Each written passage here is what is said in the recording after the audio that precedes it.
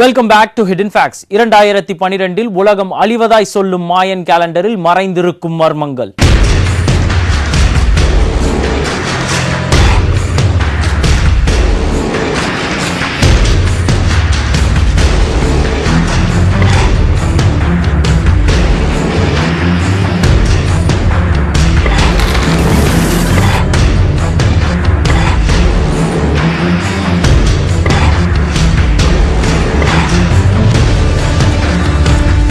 எதிர்கால நிகழ்வுகளை மனிதன் கணிக்கும் சக்தியாய் சொல்லப்படுவதில் ஒன்று அறிவியல் வளர்ச்சி, மற்றொன்று ஆருடம்.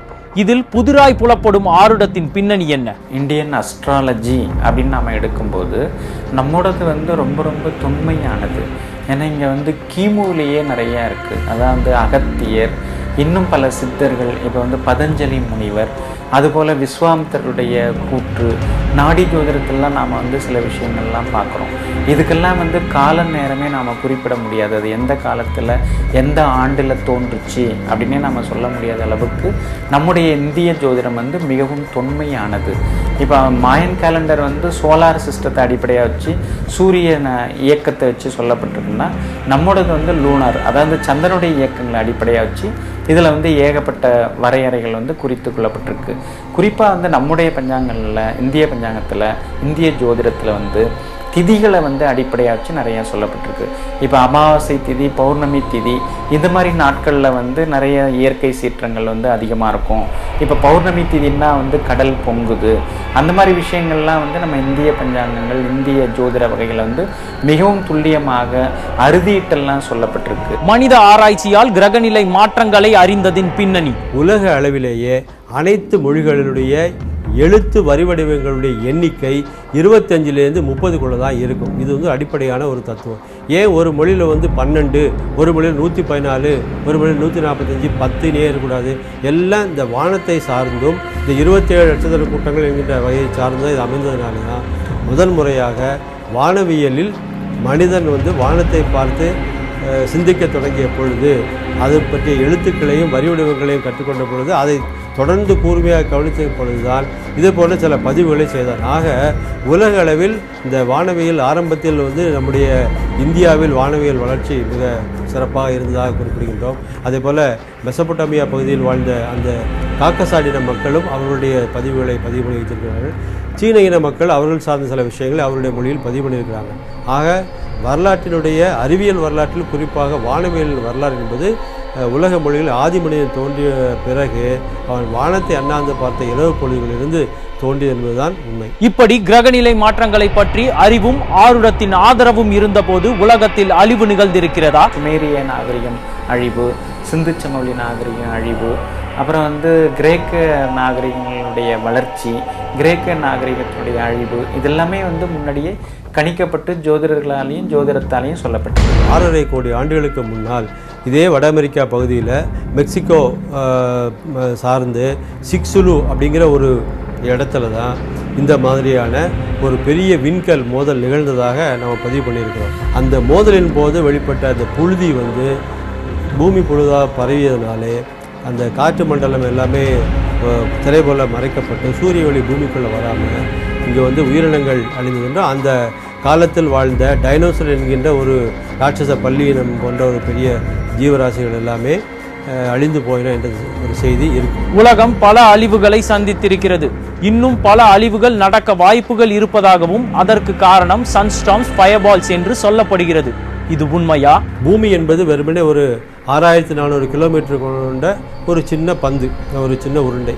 அதிலேருந்து ஒரு 15 கோடி கிலோமீட்டர் தொலைவில் தான் இந்த சூரியன் என்கின்ற ஒரு பிரம்மாண்டமான ஒரு கோளம் இயங்கி கொண்டிருக்கின்றது. ஒரு நட்சத்திரம் அல்லது ஒரு அணு உலை இயங்கி கொண்டிருக்கிறது. இப்போ பாத்திரத்தில் நீர் கொதிக்கும் போது எல்லாம் ஒரே மாதிரி குமிழி வருவதில்லை.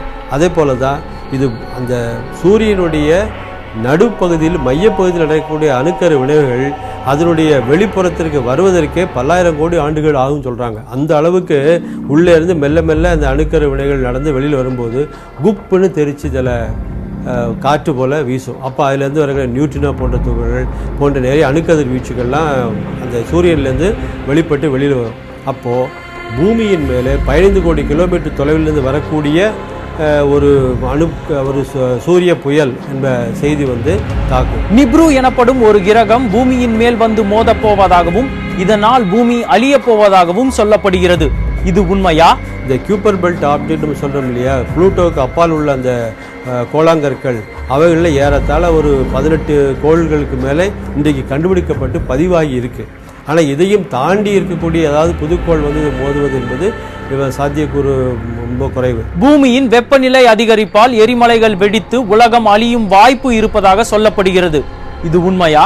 இந்த நிகழ்வுகள் என்பது ஒரு நீண்டகால அறிவியல் தொலைநோக்கில் அமைந்தவே தவிர நாளைக்கு இந்த பூமி திடீர்னு அழிந்திரும் என்றோ ஆவியாகி போய்விடும் என்றோ நினைப்பதற்கு நிச்சயமாக வாய்ப்பு.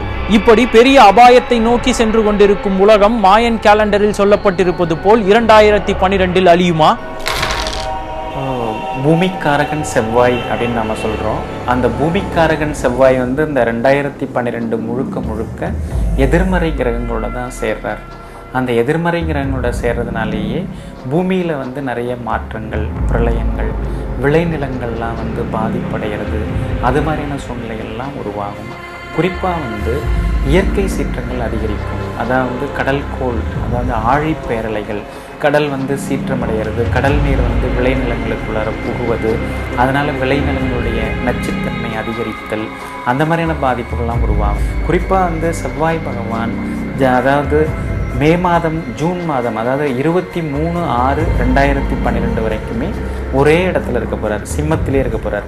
செவ்வாய் பூமிக்காரகன், அவர் நெருப்பு வீடான சூரியனுடைய வீட்டிலேயே சிம்மத்திலேயே வந்து தொடர்ந்து இருக்கிறது வந்து பூமிக்கு பல ஆபத்துகளை உருவாக்கும். சூரியனுடைய வீட்டில் செவ்வாய் வந்து அமர்வதனால சூரிய கதிர்வீச்சு மாறுபடுவதற்கு வாய்ப்பு இருக்கிறது. இப்போ சூரியன் வந்து ஹீலியம் அணுக்கரு உலைகளால் ஆனது. அந்த ஹீலியம் அணுக்கரு உலையிலிருந்து சில வித்தியாசமான பூமியில் இருக்கக்கூடிய உயிரினங்களை பாதிக்கக்கூடிய சில கதிர்வீச்சுகள் கூட இந்த 2012 வந்து பூமியை தாக்குவதற்கு வாய்ப்பு இருக்கிறது. இப்போ பூமியிலே வந்து ஆழமான பகுதிகளுக்கு உரிய கிரகம் வந்து சனி பகவான்.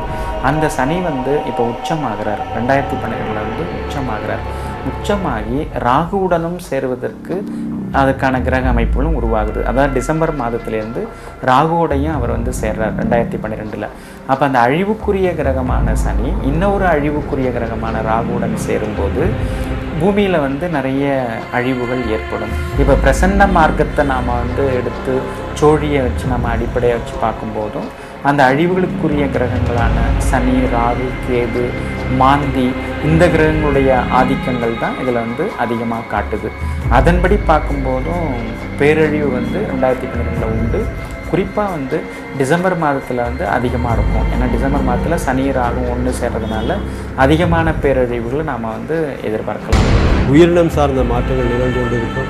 ஆனால் அதே சமயத்தில் கண்டுபிடிப்புகள் சார்ந்த மாற்றங்களால் வந்து மனிதன் வந்து இந்த உயிரி சார்ந்த, அதாவது கார்பன் கரி சார்ந்த உயிரினமாக இல்லாமல் சிலிக்கான் சார்ந்த உயிரினமாக மாறவும் வாய்ப்பு இருக்கு. அடுத்த நிமிட வாழ்க்கையே நிரந்தரம் இல்லாத மனித வாழ்க்கையில் 2012 உலகம் அழியுமா என்பது பெரிய சந்தேகம்.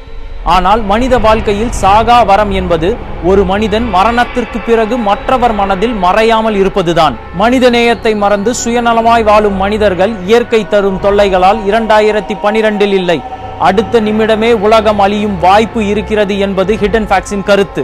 Until we reveal the next truth on Hidden Facts, this is Krishu signing off.